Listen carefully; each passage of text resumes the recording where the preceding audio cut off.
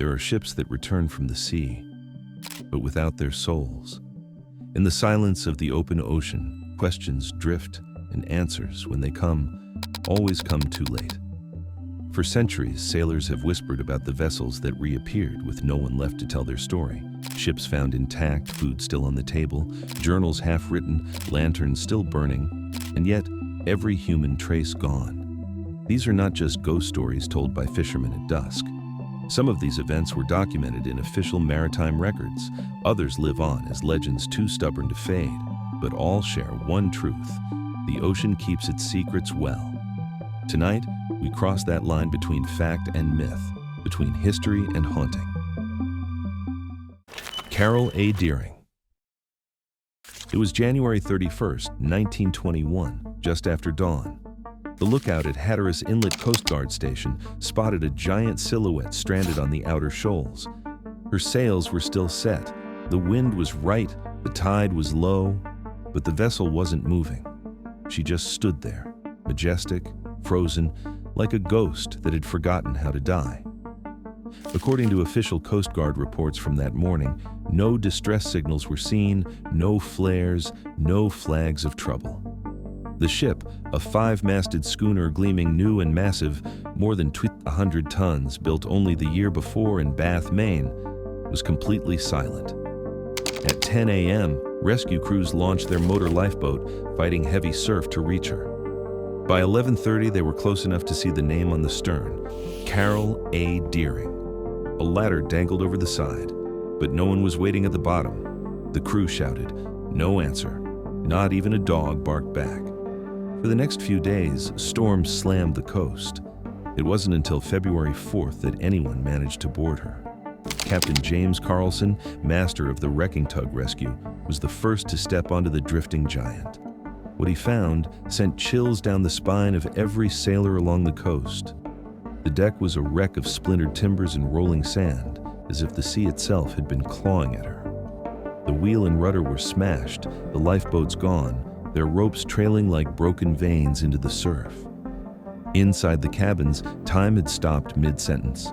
A pot of soup, spare ribs, and coffee still sat on the stove, untouched.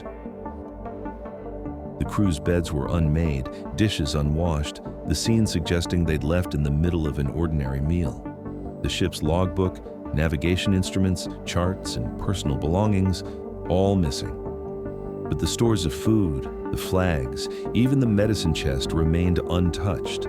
Nothing looked stolen. There were no bodies, no blood, just 3 half-starved cats pacing the captain's quarters. The charts found, scattered in Captain Willis T. Wormel's bathroom, hinted that the old man, 66 years old and semi-retired, might have died during the voyage, forcing the first mate to take command. The rumor spread quickly. Had the captain been buried at sea? Had his death sparked a mutiny, or something worse? As the investigation unfolded, darker tales began to swirl through every dockside tavern. Some whispered of pirates, a fast, oil-burning boat, perhaps a rum runner from the Prohibition era, overtaking the Deering at night. Others claimed the ship had been cursed, haunted, or even swallowed by the supernatural currents of the Atlantic. And then came the bottle. Washed ashore at Buxton, North Carolina, a glass bottle contained a message scrawled on a grimy piece of paper. Deering captured by oil-burning boat, taking off everything. Handcuffing crew, no chance to escape. The note was sent to the U.S. Department of Justice, and suddenly the Deering was headline news. Secret Service agents were dispatched along the coast. Boarding houses, docks, and shipyards were raided. They chased every lead, every rumor of an oil-burning chaser, but no proof ever surfaced. The piracy theory faded, leaving only speculation. Then came new information, facts that raised even more questions. According to Department of Justice findings in 1921, the Deering had left Rio de Janeiro bound for Norfolk, Virginia, with a stop in Barbados. Her original captain, William Merritt, had fallen ill and disembarked earlier, replaced by Captain Wormel, who reluctantly came out of retirement for the voyage home. In Barbados, Wormel was overheard complaining about his crew's behavior. especially his first mate, who, as several witnesses recalled, threatened to get the old man before they reached Norfolk. The Deering set sail soon after and vanished. No wireless call, no flare, no plea for help. When she reappeared, she was already dead. On March 24, the Coast Guard cutter Seminole discovered her stern section floating 12 miles offshore, the ship's name still faintly visible. When attempts to tow the wreck failed, authorities used 5 gun cotton charges to blow it apart, ending the Carroll A. Deering's final drift. To this day, historians can't agree. Was it mutiny, piracy, or did the men simply abandon ship in a storm that never quite arrived? No bodies were ever recovered, no lifeboat ever found. But not every ghost ship vanishes forever. Some are said to return again and again at the same place on the same date. One of them is the legend of the Lady Lovibond. Lady Lovibond. 1748, Goodwin Sands, where love turns into jealousy. It is said that every 50 years the shadow of a ship appears.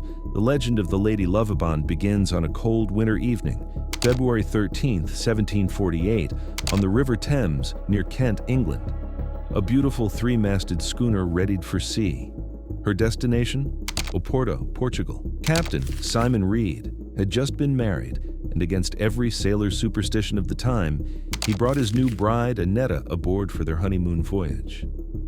Back then, according to 18th century maritime lore recorded in the Mariner's Mirror Journal, sailors believed a woman on a ship meant disaster, that her presence would tempt the sea to jealousy. But Reed was in love, defiant, and proud. He dismissed the superstition with a smile and set sail into history. Below deck, the mood was jubilant. Music, wine, and laughter echoed through the cabin. But on deck, another heart was breaking.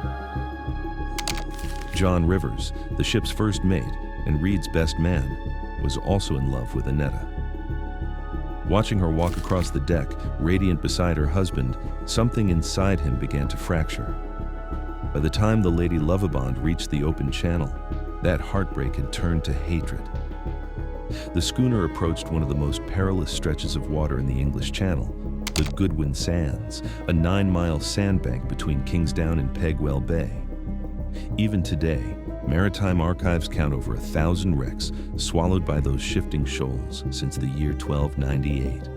Locals call it England's underwater graveyard. The sands are treacherous. At low tide, they appear solid enough to walk on. But with one shift of the current, the seabed turns to quicksand. Entire ships have vanished there within minutes, their hulls crushed and splintered as the tide closes over them. And that's where the Lady Lovibond met her fate. Consumed by jealousy, Rivers snapped.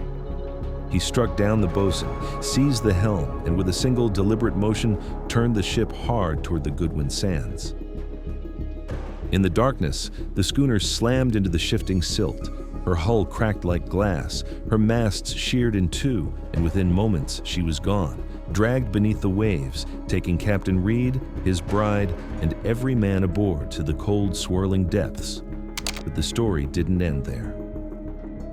Exactly 50 years later, on February 13th, 1788, the captain of the Edenbridge nearly collided with a glowing schooner off the Kent coast. He described hearing faint music, like a wedding celebration, before the phantom ship splintered and vanished. And again, 50 years after that, on February 13th, 1848, locals claimed to see a brilliant 3-masted vessel sail straight into the sands and disappear without a sound. Then came another report in 1898, a full century and a half after the wreck. Fishermen near Deal, Kent swore they saw the Lady Lovibond, her sails full and glowing in the moonlight, heading directly for the same deadly sands.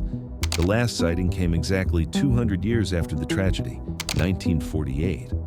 Captain Bull Presswick, commanding a coastal freighter, reported seeing a ship bathed in a strange green light. He watched it glide silently toward the Goodwin Sands, then shatter into mist. His crew saw it too. And just like that, it was gone. By 1998, the legend had become irresistible. Hundreds of onlookers gathered along the Kent coastline, waiting for the ship's next return, the supposed 250-year anniversary of its curse. The fog rolled in. Midnight came, the tide turned, but the sea remained still. No phantom ship, no celebration, only the distant sound of waves breaking over the sands. Modern researchers like George Behay and Michael Goss, who analyzed the story for the Journal of Maritime Folklore, argue the Lady Lovibond never existed at all, that it was a Valentine's Day invention, a romantic ghost story crafted to entertain sailors and sweethearts alike. No ship by that name appears in 18th century naval registries. The Lady Lovibond may never have sailed again in wood and sailcloth, but in story, in superstition, and in the hearts of those who listened for her. She never really sank. A vessel discovered decades later, locked in ice, her crew still aboard, every man frozen at his post. Her name was Octavius. Octavius. It was October 11, 1775, when the whaling ship Herald spotted something drifting near the ice off Greenland. The lookout first saw her in the distance, a tall masted vessel, her sails stiff in the Arctic wind, her hull ghostly white with frost.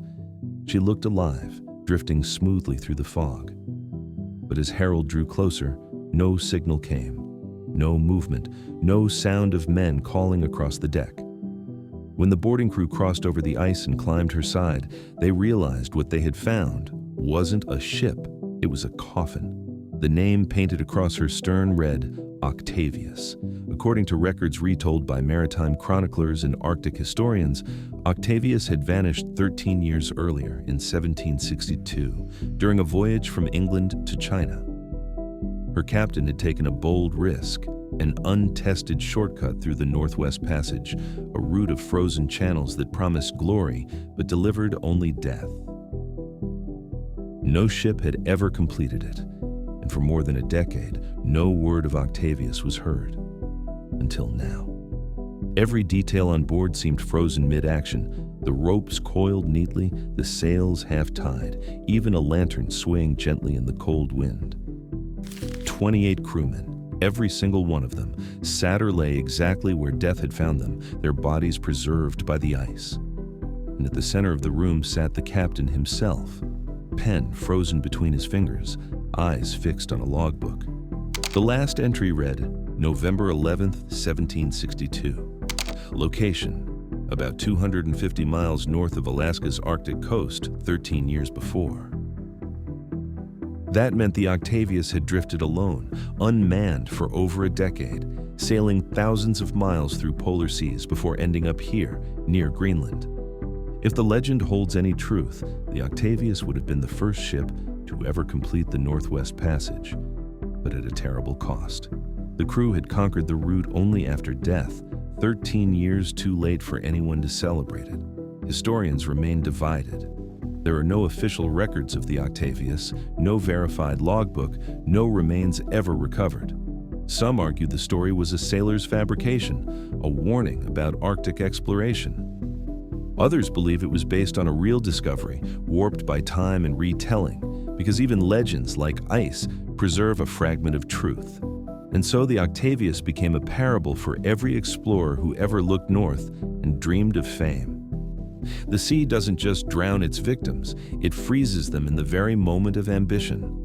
For some ships, death is sudden. For the Octavius, it was eternal. A crew trapped between discovery and doom, their voyage never ending. But if the Octavius was the ocean's coldest secret, the next ghost ship carried the opposite curse: fire, gold, and the greed of nations. San Jose. Not every ghost ship drifts in fog. Some sleep beneath clear water, buried not in mystery, but in gold. In 1708, off the coast of Cartagena, Colombia, a thunderclap shattered the calm Caribbean Sea. A Spanish galleon, the San Jose, erupted in flame and vanished beneath the waves, dragging 600 souls and the treasures of an empire to the ocean floor. For over 3 centuries, no one knew where she rested. Then, in 2015, the Colombian government made an announcement that shook the world. They had found her, 2,000 feet underwater, her cannons still glinting, her name still legible across the hull. The discovery, confirmed with help from the Woods Hole Oceanographic Institution, wasn't just historic. It was explosive, because this wasn't any shipwreck.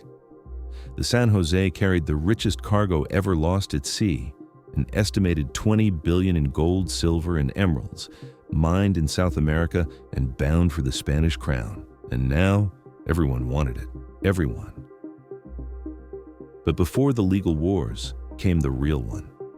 The San Jose was launched in 1698 from San Sebastian in Spain's Basque Country. A 64-gun, three-masted galleon, 128 feet long, heavily armed, designed for both trade and battle. By 1700, Europe was aflame. The death of King Charles II of Spain, who left no heir, had plunged the continent into the War of the Spanish Succession. Two royal claimants, two rival empires, France and Britain, fought not just for the throne, but for control of the seas. In that war, trade routes were as valuable as kingdoms. Spanish treasure fleets like the San Jose became floating targets, massive moving vaults of silver and blood. On the afternoon of June 8, 1708, anchored near Isla de Baru, the San Jose prepared to sail home. She was part of a convoy loaded with New World wealth, gold from Peru, silver from Bolivia, emeralds from Colombia. Then, over the horizon, 4 British warships appeared. The battle began just before sunset. The San Joaquin, her sister ship, managed to escape, but the San Jose, engaged with the British flagship expedition, fought for nearly an hour before disaster struck. A sudden explosion tore through her powder magazine, turning the galleon into a fireball. Within minutes, she was gone, sinking with nearly all her crew. Only 11 survivors were pulled from the sea. For Spain, it was catastrophe. For Britain, it was hollow victory. None of the treasure reached their queen. The wealth of nations simply disappeared. And so, the San Jose joined the ranks of the ocean's untouchable ghosts, until her discovery more than 300 years later reignited another kind of war. Now, the battle isn't fought with cannons, but with lawyers, nations, and memory. The governments of Colombia and Spain both claim her. Peru argues the treasure was mined on its soil.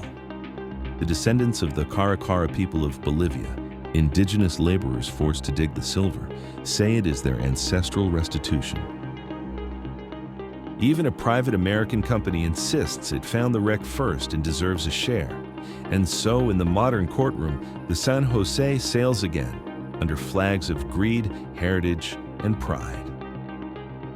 Colombia has vowed to recover the artifacts using robotic submersibles, a delicate operation planned since 2024 to lift what the sea has guarded for centuries. Historians like Ann Coates, a maritime scholar from the University of Portsmouth, argue that the real treasure isn't the gold, it's the story. The ship's timbers, its weapons, its porcelain, even the clothing of the passengers, all tell the tale of an empire built on conquest, ambition, and tragedy. The history is the treasure, declared Colombia's Minister of Culture. And maybe that's true, because the San Jose isn't just a shipwreck, it's a mirror, a reflection of everything humanity has ever buried in the name of wealth, lives, legacies, and the illusion that gold can outlast time.